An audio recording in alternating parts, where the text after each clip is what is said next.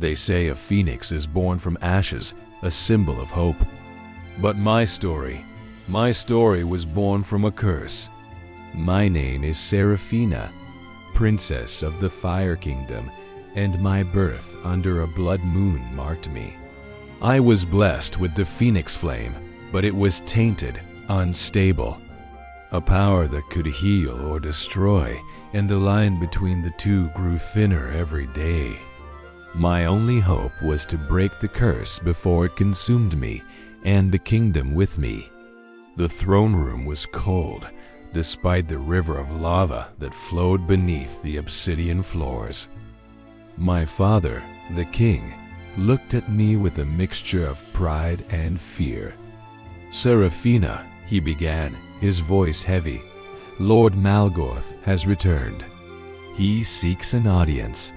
The name sent a shiver down my spine.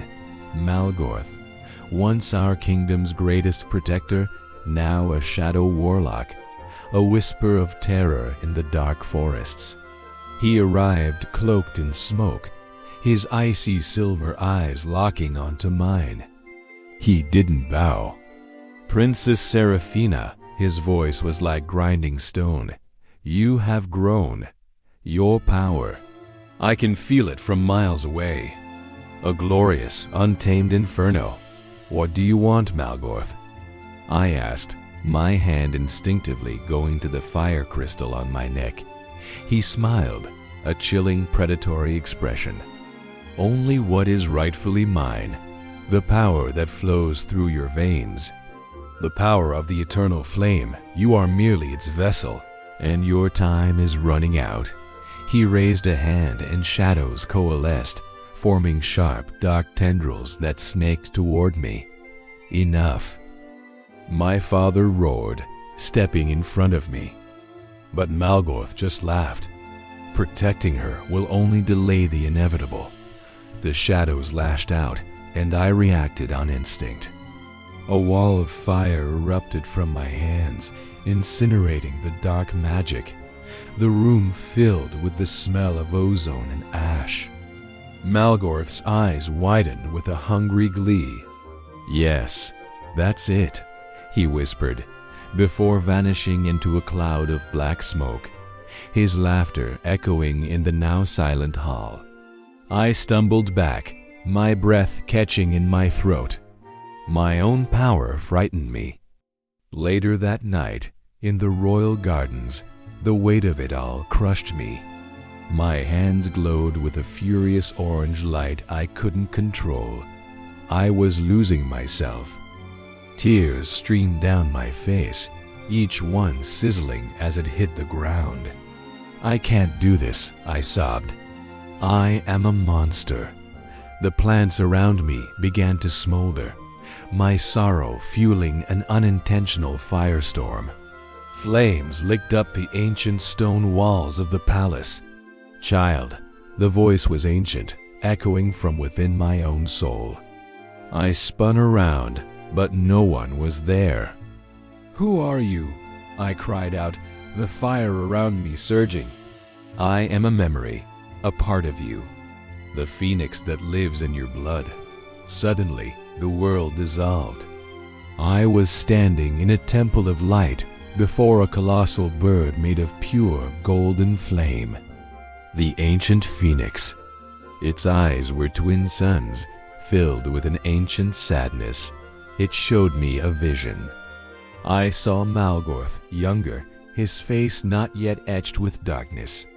He was a royal guardian, sworn to protect my family, my ancestor, the first Phoenix Queen.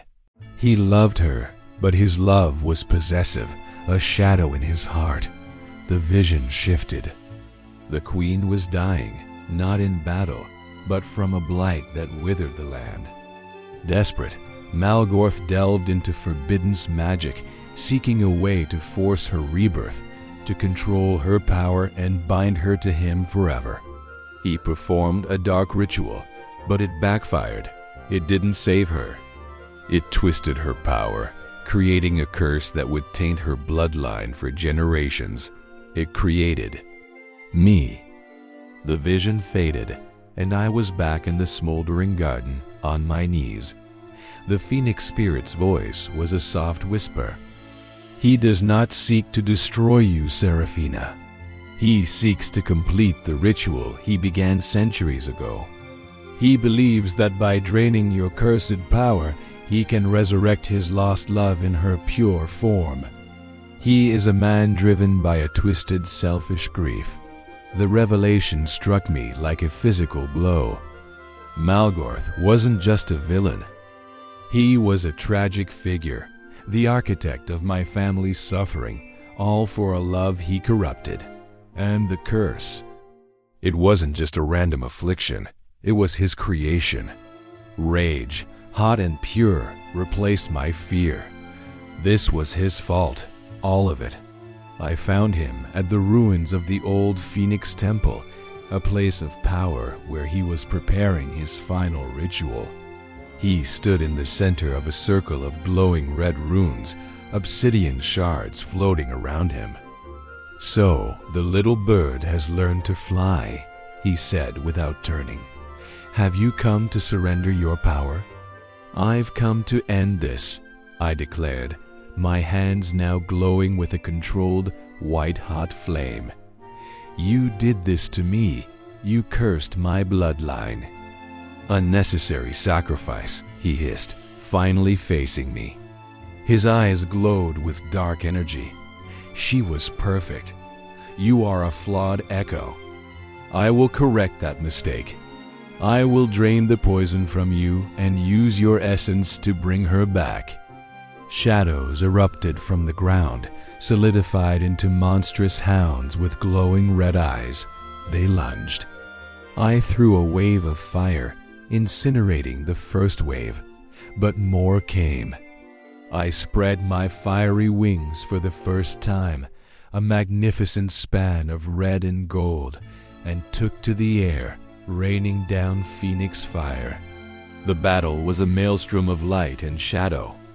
He was powerful, his dark magic chipping away at my defenses, his illusions showing me visions of my kingdom in ashes, my family gone. He wanted to break my will. "You fight for a world that fears you," he roared, blasting a torrent of soul-draining energy. I created a shield of golden fire, but it cracked under the pressure. I was weakening. He cornered me against a fallen pillar. "It's over, princess." His hand, crackling with dark energy, reached for my heart. Just as his fingers were about to touch me, a memory flooded my mind. The ancient phoenix. "The curse is his creation," it had said. "But the fire is yours." My weakness wasn't the curse. It was my fear of it. In that moment, I stopped fighting the instability and embraced it.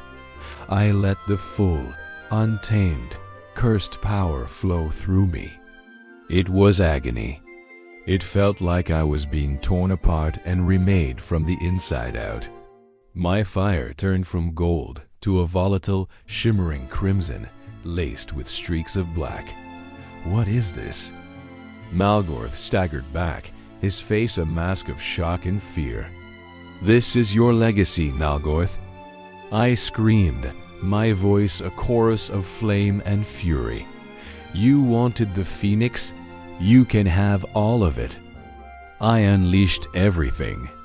A supernova of cursed phoenix fire exploded from me, a chaotic, beautiful storm of destruction and rebirth. It wasn't just fire. It was raw, emotional energy. It vaporized his shadows, shattered the obsidian shards, and erased the dark runes. The entire temple ruin was engulfed in a dome of light. Malgorth screamed as the pure, untamed flame, the very essence of the curse he created, consumed him. His dark magic was useless against it. His form flickered, his smoky hair and pale skin burning away, and for a fleeting second, I saw the young, desperate man he once was. His eyes filled with regret before he dissolved into nothing but black ash. The energy receded, leaving me floating in the center of the ruin. The fire inside me calmed, settling into a steady, warm glow. The crimson faded, leaving pure, golden light. I was no longer fighting myself. I had faced the storm and found peace in its eye. I was whole.